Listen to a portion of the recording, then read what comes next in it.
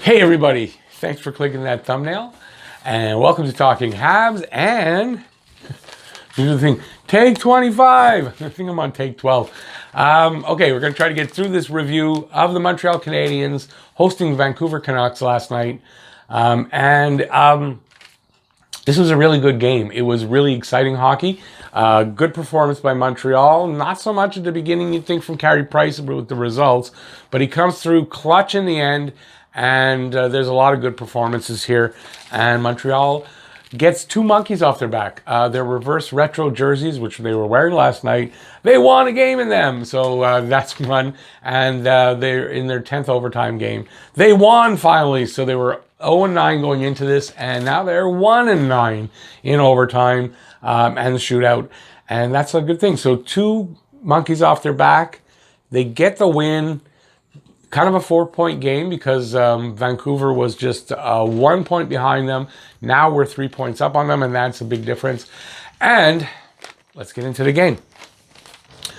Maybe if I do the normal things I normally do in a video, that's what's causing me to screw up today. Not going to do that. So Montreal wins 5-4. It's a shootout win, and this was a good game by Montreal. Like I said about Price, he had 4 goals in the first 14 shots. I don't know that you can say that those were all bad goals by Price and all that. Maybe the first one he could have had back, I guess. I'm not blaming Price here for that. And he came through clutch in the end. So let's get into it. First goal, period starts out in the first period. It's a good pace by both teams, good play by both teams. Montreal, I think, has the better of the play, carrying the puck more, getting the opportunities, keeping Vancouver down to 2 shots in that whole period, and down to 18 shots for the whole game. So they really held them back. They just didn't hold them back off the scoreboard, which is too bad. So at 6:26, it's a power play goal for Nick Suzuki from Drew and Weber. And it's like a repeat of the first game. Nick Suzuki opened the scoring in the game the night before, and it's almost the same. He's in the same spot, same kind of shot. This time it's set up by Drouin at the line in the center. He just feeds a pass to Suzuki, who's at the top of the right circle, and he has Perry screening the goalie. So he uses Perry, and he fires a shot through Perry and the goalie into the back of the net. A nice laser beam of a shot again, and he gets his 7th. And we're off. You know what? I'm just going to run through these goals because I'm having trouble getting through them. Second period, we're all pretty high on this. We're 1-0 after 1. Game's looking good. Montreal's looking really good. Looks like we're going to do it this time. No overtime. 22 seconds in the second period. Virtanen gets his 4th from Miller with a good assist by VC, although he doesn't get an assist. VC and Miller forechecking against Nick Suzuki at the backboards behind the net. And Suzuki, I don't know, was he afraid to get hit? Whatever it was not a good play by him. He coughs up the puck to Miller.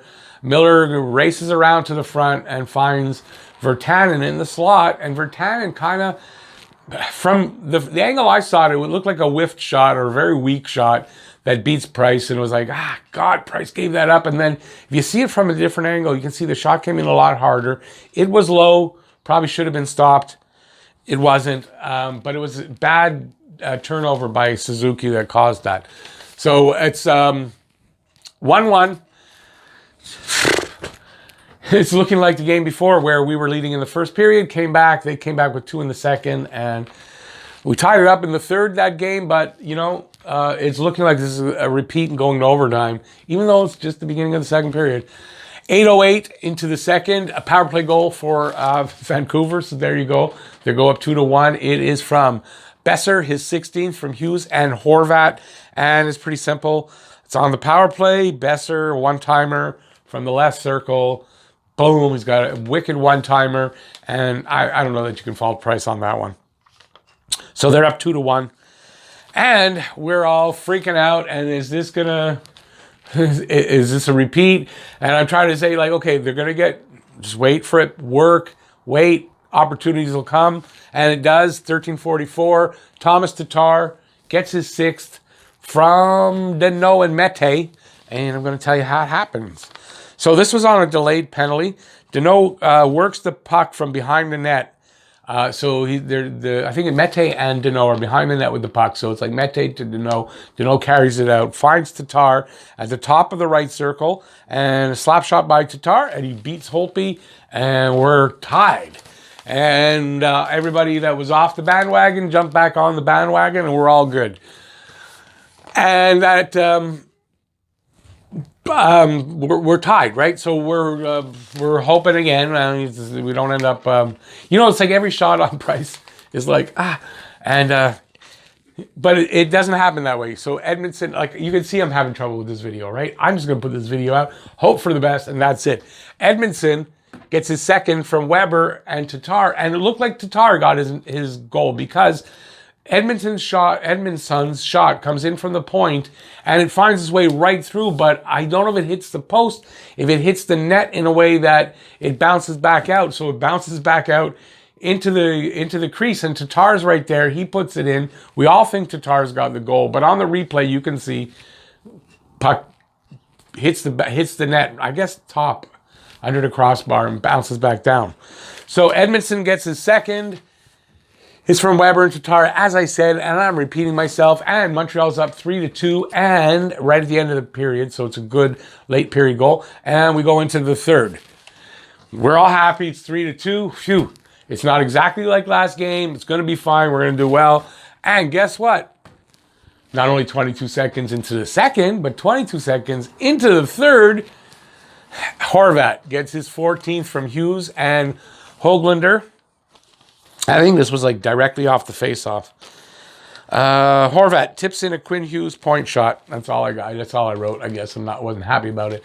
But yeah, it's a shot from the point by Quinn Hughes, and he just tips it in, and it's just a quick one, and boom.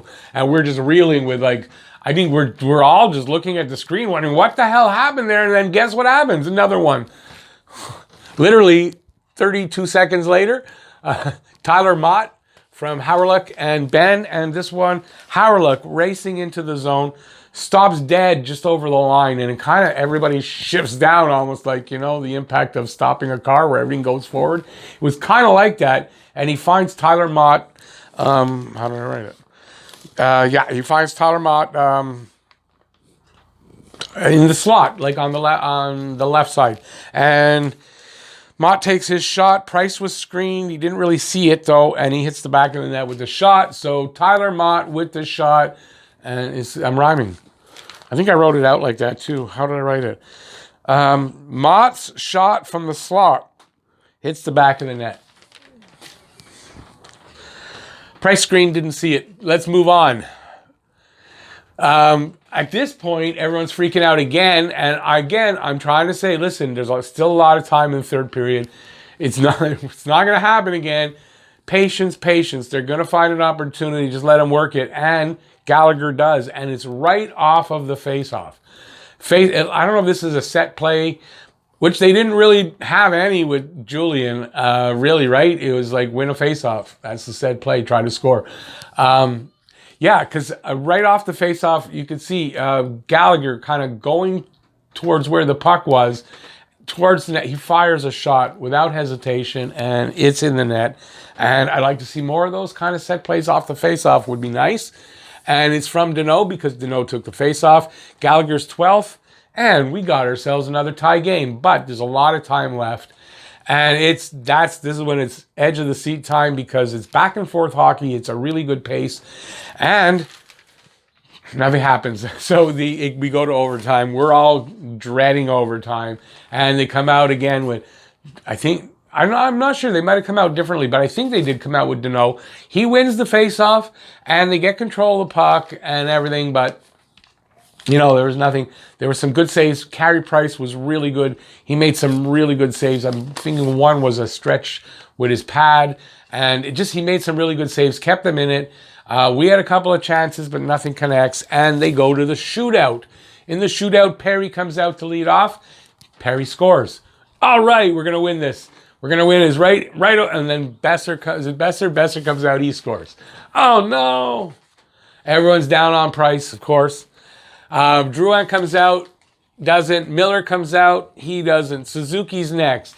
No. Horvat's next. No. KK. No. Then Gaudette comes out. Now, Gaudette's the hero from the last game. And I go, oh, no. Because I kind of called Gaudette getting the first goal of this game, and I was like not enthusiastic about the game going into it. So Gaudette doesn't score. Byron comes out. He doesn't do anything. Jimmy Vesey, first game with the Canucks. Oh, no. First-timer's luck. He doesn't score. Thomas Tatar, the Tuna puts one in. Tuna! And then Niels Höglander, nothing. So we win in the shootout. Beautiful. Monkeys are off the back. Everybody's happy. Price, 14 for 18 with a 7.78 save percentage. Not great, but listen, Price was clutch. He was clutch in the second half of the third. He was clutch in overtime.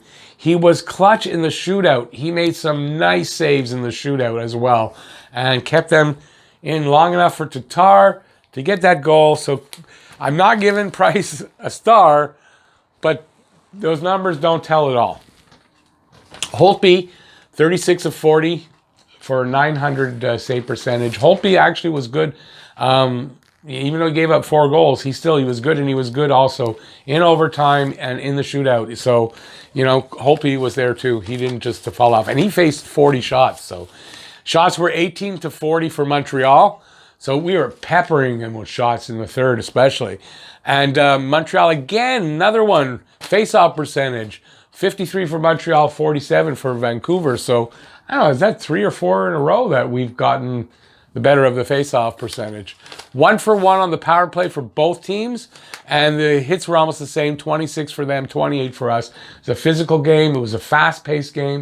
It was a good hockey game to watch. Much better that we won, right? In the face-off circle, Suzuki was 64%. KK was the low man on the totem pole last night with 33%. Deneau was at 54%. And Evans was at 75%. I imagine he didn't take as many as the other guys. I couldn't find out how many he took. But those are the numbers. So things are getting better. It looks like things are starting to look up on the face-offs. So that's a really good sign going forward if that can be something that can consistently happen. Habs stars of the game. Gallagher, 3rd star with a goal. Deneau, 2nd star with 2 assists. And Tatar, 1st star with a goal and assist in the shootout winner. Honorable mentions.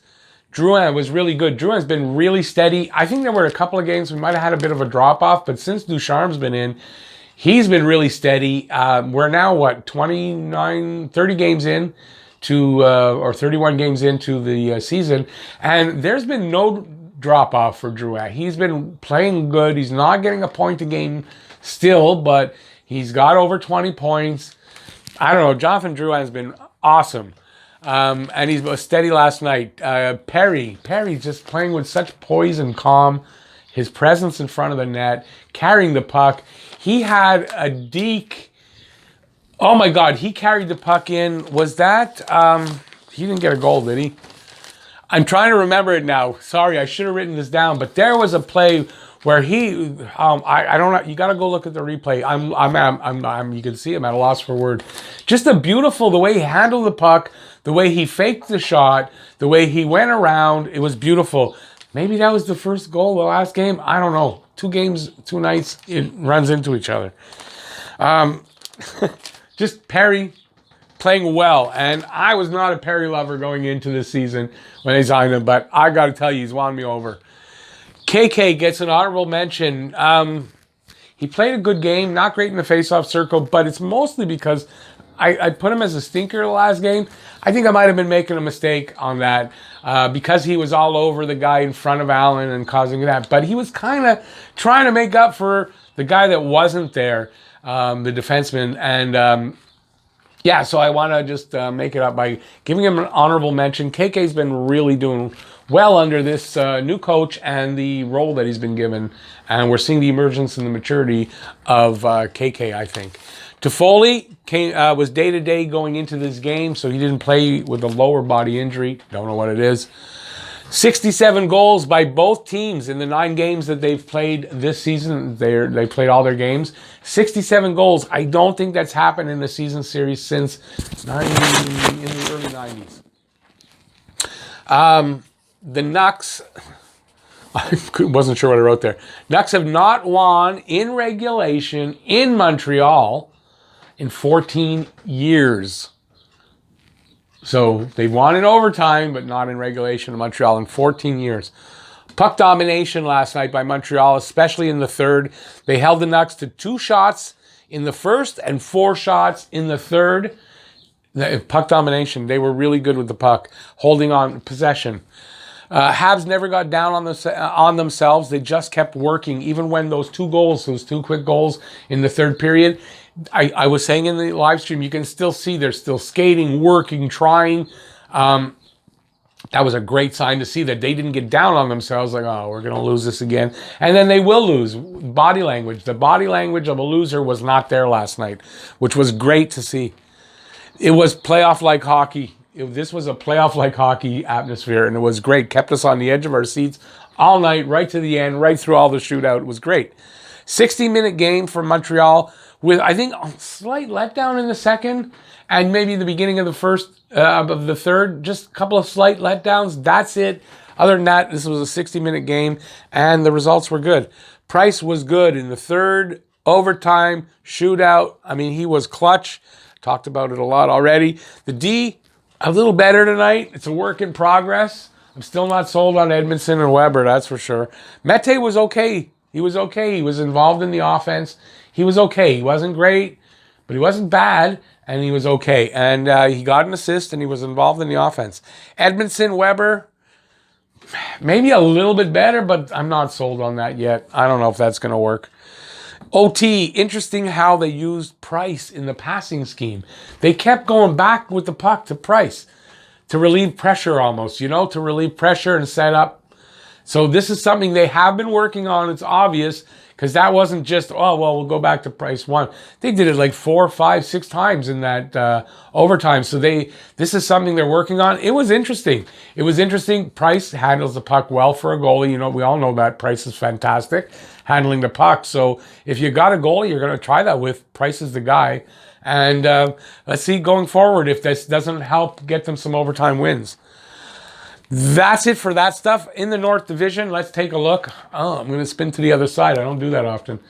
North Division. So Toronto is still up on top, 32 games, 20-10-2 with 42 points. Tied in points with Edmonton. 34 games, though, for Edmonton. 21 wins, 13 losses, no overtime. So it's 21-13-0, which is odd. 42 points. Winnipeg, 31 games, 18-11-2 for 38 points.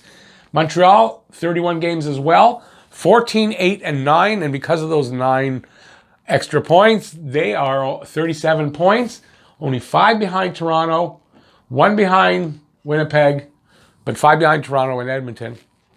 So they're not out of this race in any way. So even though, up and down, 1 win here, 1, they can't string together any wins. If they string together some wins, they're right up there in that run. So pretty good.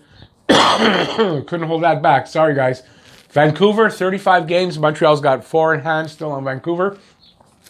16-16-3, 35 points. Calgary, 32 games, 15-14-3, 33 points, and bringing up the rear like everybody thought, and that's what it is. Ottawa, 33 games, 10-20-3, 23 points. I guess Ottawa's on their bye week because their games, it hasn't gone up, so they must be on their bye week now.